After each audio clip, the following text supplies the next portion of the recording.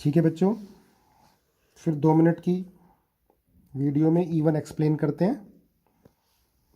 तो हमने E2 पढ़ा था और कुछ क्वेश्चन डिस्कस किए, आप सब लोगों ने किए और बहुत अच्छा कर रहे हो, सारे लगे हुए हो, ऐसे ही लगे रहो। और आज इट्स रेनिंग टुडे, तो ज़्यादा हीरोपंती में मत रहना, कपड़े पहनना। देखो मैंने भी जैकेट पहनी हुई है, ठीक है। आप लोग को भी ध्यान रखना अपनी सेहत का। चलो पढ़ते हैं E1। बेटा E2 हमने पढ़ी थी, तो एक क्वेश्चन देख लो E2 का। बताया था E2 में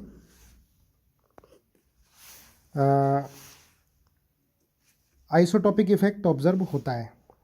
तो इन दोनों में R1 और R2 which one is greater, सब जानते हो, पूछते ही आप लोगों ने कर दिया होगा। तो R1 ग्रेटर देन R2 और R2 greater than R1। Obvious बात है R2 ग्रेटर देन R1, क्योंकि ये E2 एलिमिनेशन है। E2 एलिमिनेशन है, स्ट्रॉन्ग बेस की प्रेजेंस में हो रही है, और यहाँ D है और यहाँ पर हाइड्रोजन है, तो CD की बॉन्ड एनर्जी ज़्यादा होती है, इसलिए R1 कम होगा और R2 ज़्यादा होगा। अब कल बेटा E2 पढ़ी थी, आज E1 पढ़ते हैं, बस 2 मिनट में, है ना। पहले हमने पढ़ रखा है, रिवीजन करते हैं। E1 एलिमिनेशन यूनिमोलिकुलर ऑर्डर 1 होता है, rate directly proportional to substrate. Slowest step में कार्बोकेटायन बनता है। Slowest step is the RDS, rate determining step.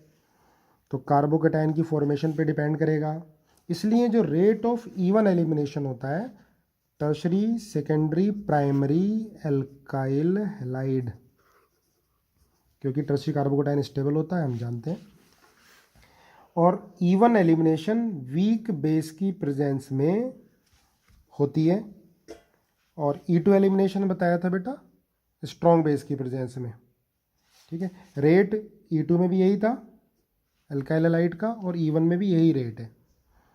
E2 में हम क्या देखते थे, स्टेबिलिटी ऑफ ट्रांजिशन स्टेट, और E1 में stability of tertiary carbocation.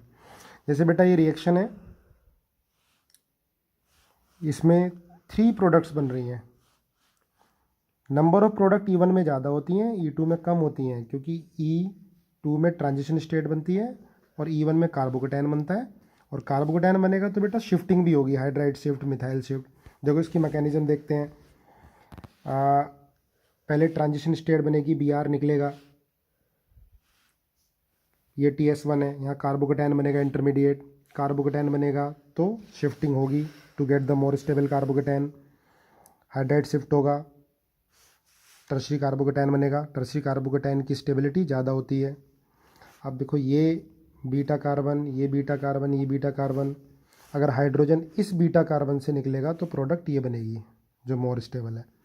Hydrogen इस बीटा कार्बन से निकलता तो प्रोडक्ट ये बनेगी, और हाइड्रोजन इस बीटा कार्बन से निकलेगा तो प्रोडक्ट ये वाली होगी। तो नंबर ऑफ प्रोडक्ट E1 में ज़्यादा होती हैं E2 से, इसलिए सेलेक्टिविटी ऑफ प्रोडक्ट E1 के केस में E2 से ज़्यादा होगी, ठीक है।